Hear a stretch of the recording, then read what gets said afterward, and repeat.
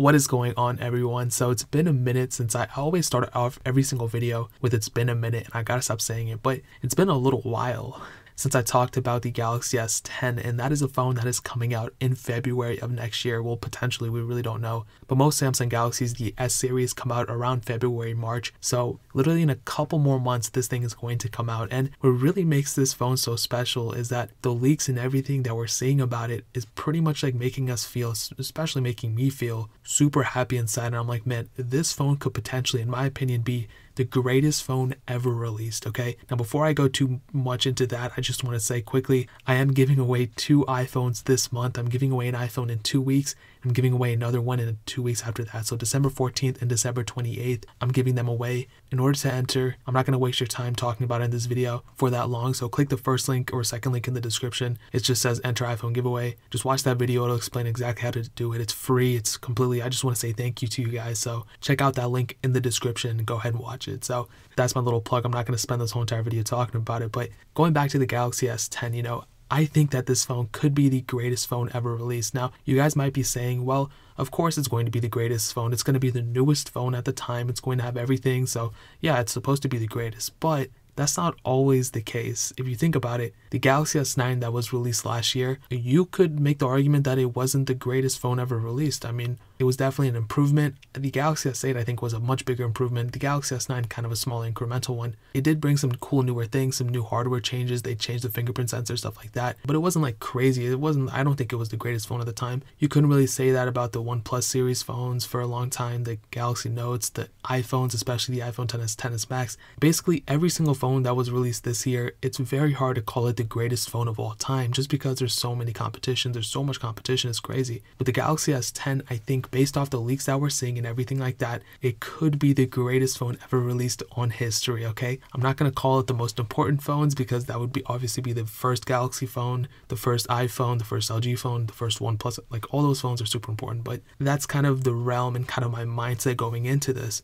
And that's not to undermine other phones, but that's kind of what I'm saying. Now, starting off, what this phone is supposed to bring is supposed to bring several different models, which is something we usually don't see with a lot of phone manufacturers. They usually just released one phone. Now they've recently started doing 2 iPhones. For example, they do a XS and XS Max. A lot of other phone manufacturers starting to do it too. Now the Galaxy S10 could come in 3 different models. So it could come in a 5.8-inch panel, a 6.1-inch panel, and a 6.7-inch panel. Now those are all estimates. I'm pretty sure the 5.8 and 6.7-inch models are probably going to be accurate. The 6.1-inch, I mean, it could go higher, could be lower. Those are just rumors. We really don't know. But now here's the thing, those are all going to be OLED screens. They're going to be super beautiful. Most likely the 5.8-inch model will look something like a Galaxy S9.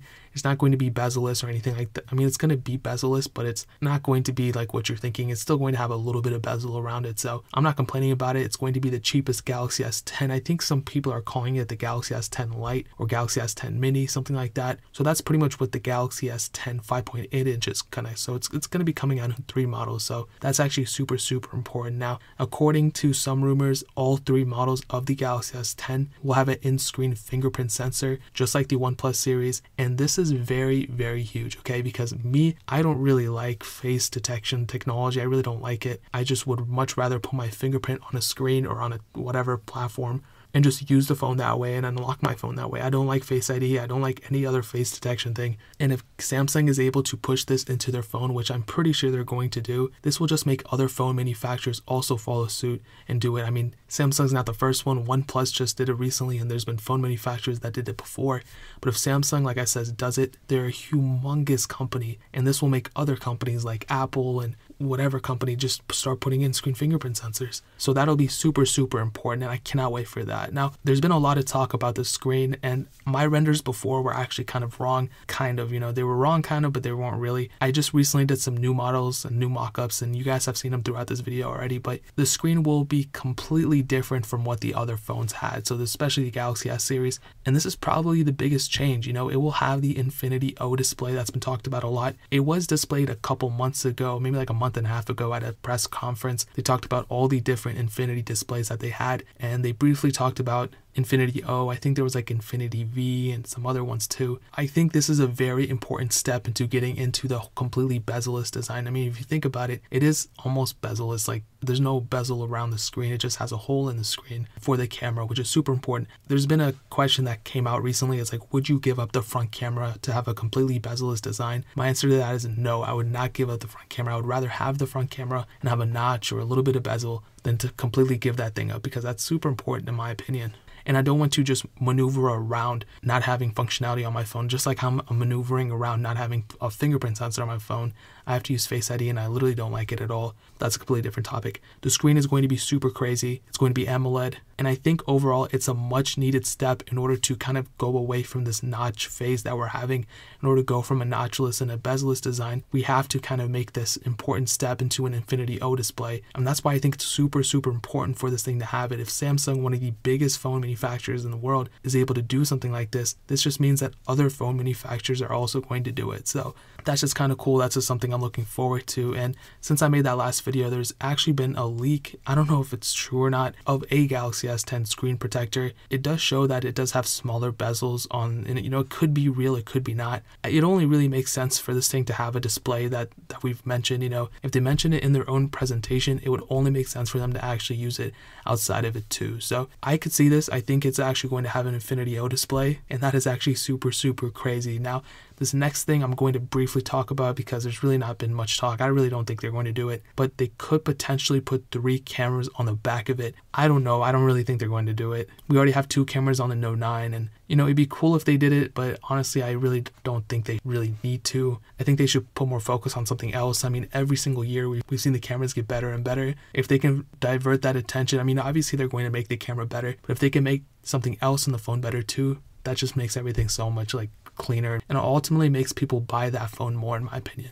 So yeah, that's a slight thing. Now, it could have also, kind of going to the security thing, it could have a Face ID competitor, just like, it already had face detection, but something a little bit better. But honestly, I'm not even going to be worried about it. If it has a fingerprint sensor on the screen, I'm not even going to use it. I'm not even going to be worried about it. Now, here's another crazy thing. The Galaxy S10 could support 5G networks, which is also insane. It's much better speeds than what 4G is offering. And even though 5G is still kind of in the works, if this phone just has the functionality of using it, that'll just make this phone last so much longer to so many people. So you wouldn't even be behind in technology if you were to get this phone, because 5G, once that actually rolls out throughout the whole entire world or whatever, we'll be able to actually use something like that on this phone. Now, here's something I haven't seen talked about a lot. This is super important for me because I test software all the time on my iPhones, even on Android sometimes.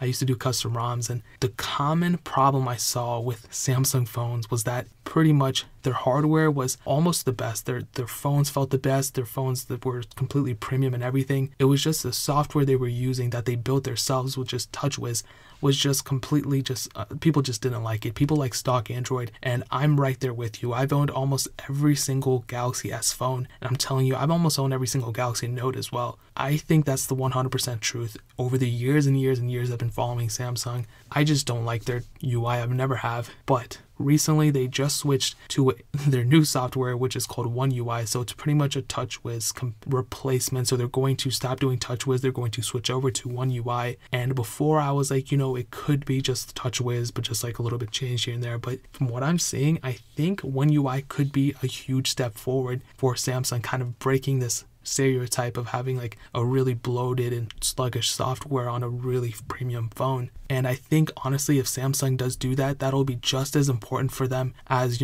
completely changing the display, of putting an Infinity O display, because you use the display all the time. I mean, you're looking at it, everything like that. So you want it to be the best, but you're interacting with the software. And it's a thing that really nobody talks about. People kind of mention it here and there, but you interact with the software. And that's why it's so important. If Samsung really focuses and just puts so much effort into One UI, they could really make the Galaxy S10 that much better of a phone. If they can make it, I think One UI, like I said, is a decent step forward. They should really take some points and marks from OnePlus. They have their software is so much. I like Oxygen OS more than I like stock Android, in my opinion. I think Oxygen OS brings so many more functionalities and features. So maybe Samsung should go and take some features from Oxygen OS and kind of make it like stock Android, but with more features. That's something that if Samsung really focuses in on, they will definitely make a killing with the Galaxy S10. And everything I just mentioned is not even touching the performance of this phone. I really don't know too much. They said it's going to bring you whatever. Honestly, if they can focus on those points alone, they could really make a killing off the Galaxy S10. Think about it. The Galaxy S9 was already a fast phone. In my opinion, I think the Galaxy S8 was a pretty fast phone too. So I'm assuming they're going to make the Galaxy S10 much faster, much everything like that. But, you know, a phone can only go so fast. You know, apps are just being supported for all phones. You know, once an app or game or whatever runs perfectly fine, then there's really no point in going forward. So the fact that Samsung hopefully is focusing on the hardware and the exterior of the phone could really bring so much to not only Samsung and the Galaxy series, but also so many more phone manufacturers and push them into making other phones. So if they can do something like this, that'd be crazy. And those are all the reasons why I think the Galaxy S10 could be the greatest phone ever. At the very least, it's the greatest phone released in the last year when it gets released. Obviously, it's not released yet, but when it gets released, it'll be the greatest phone in the last year because it's really going to not only push Samsung into making better phones, but it's going to push the competitors to make better phones too. So that is pretty much it. Let me know what you guys think though. Do you guys think the Galaxy S10 will be the greatest phone ever made or whatever? Let me know in the comment section below. But hit that like button if you guys enjoyed this video. But dude, please hit that subscribe button. Every single subscriber we get really does count. So it'll mean so much if you guys could hit that. Also check out the links in the description as well. My Twitter, my Instagram, my second channel, all those links are linked down below. Also don't forget, I'm doing the iPhone giveaway I already mentioned in the early this video. In order to enter, just watch the video linked in the description. It'll show you how to enter. It's free. All you have to do is subscribe to the channel, follow me on Twitter and Instagram, and just follow the rest of the video because there's a couple more steps you have to follow that involve Twitter and Instagram. And you have to leave a comment on that video that I linked down below because I'm picking the winners from that comment section. So you have to watch that video in order to enter. But more importantly than everything else, I love every single one of you guys. Hopefully I'll catch you guys in the next video. Peace out, Dylan.